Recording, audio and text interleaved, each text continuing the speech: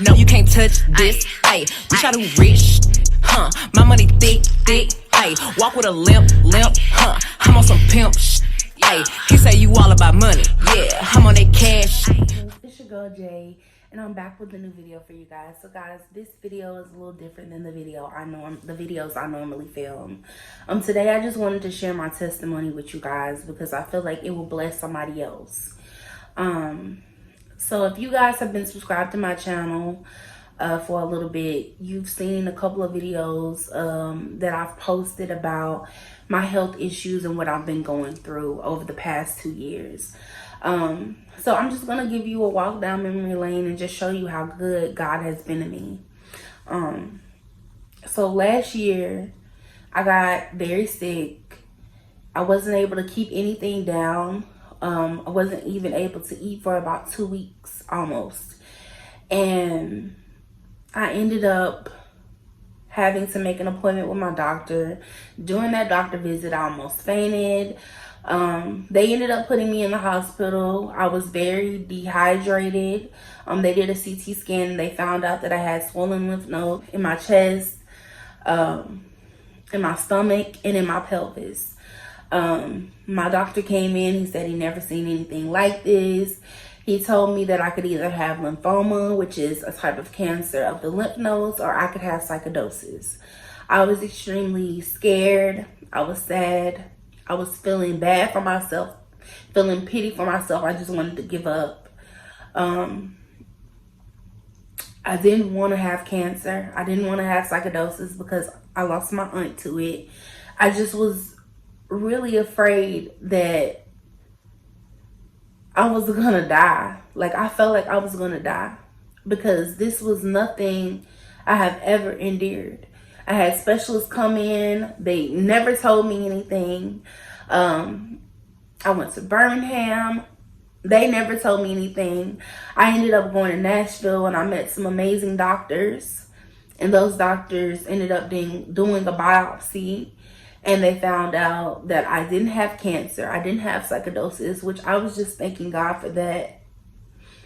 I ended up having plasmosis, which is a type of lung infection. It does cause a lot of problems with, breathing. And it can make you very sick. So I went to the doctor in Nashville. They put me on treatment. Throughout the whole entire time, even from last year and this year, my inflammation markers have been extremely high.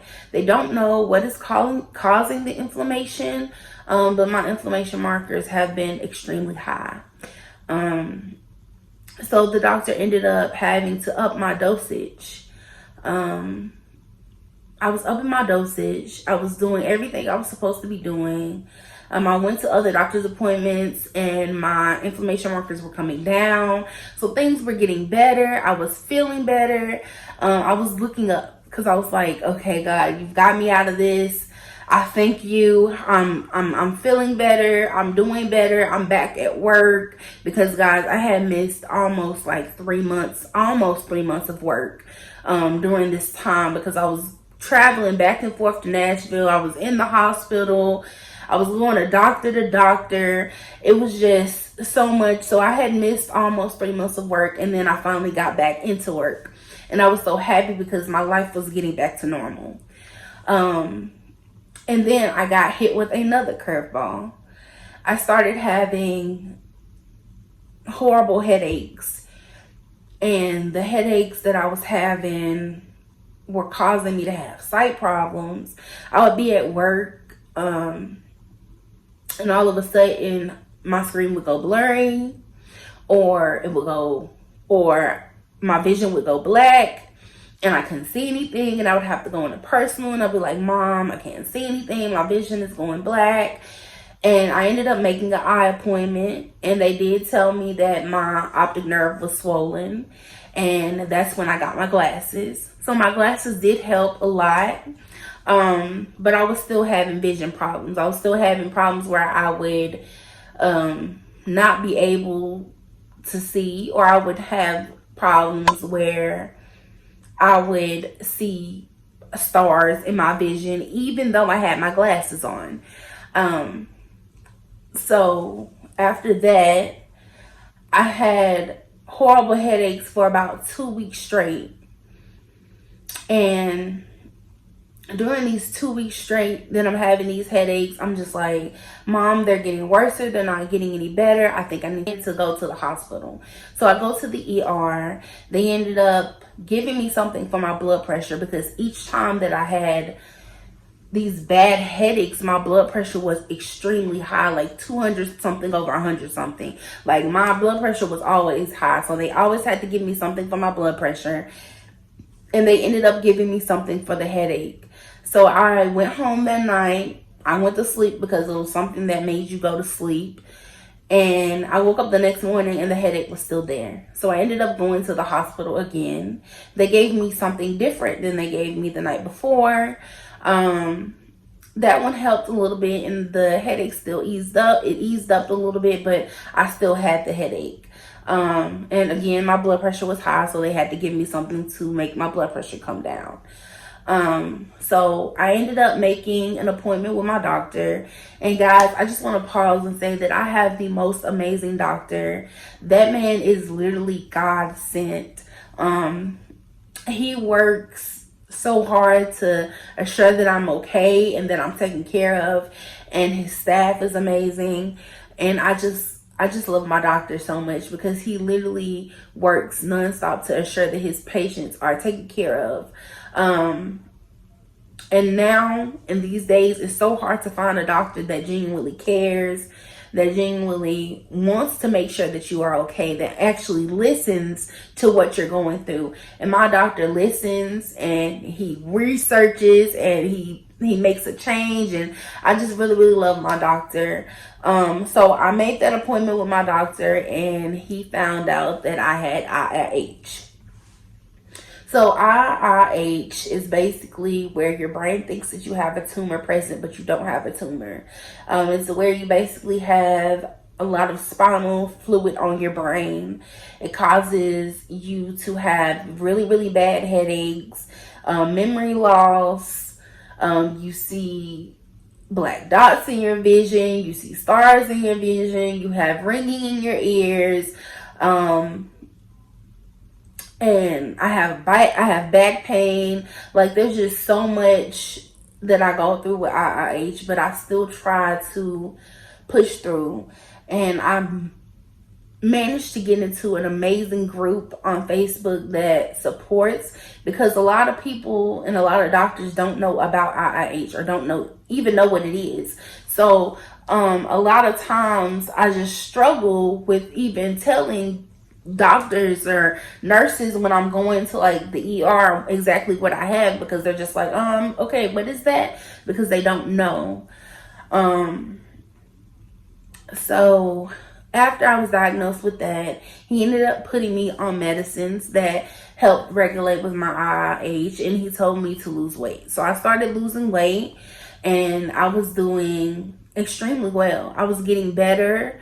I was still having headaches, so during the day, if I had to, I'd take ibuprofen, a BC, Advil, whatever I could to try to help with the headaches. But honestly, guys, sometimes I would take something and it still would not help with the headaches.